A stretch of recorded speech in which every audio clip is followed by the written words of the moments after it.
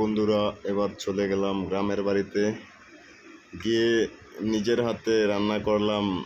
বাইরে ঘুরতে যাব, বিশেষ করে বনভোজন, যেমন ফ্যামিলির সবাই মিলে ট্যুরে যাব আর কি।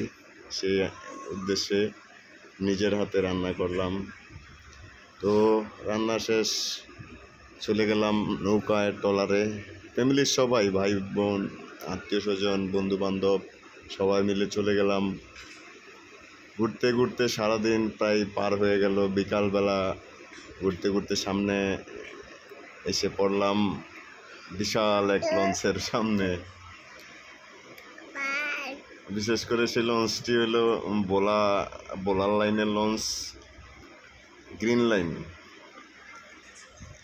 লাইন অতি সামনের থেকে আমরা ভিডিও করলাম।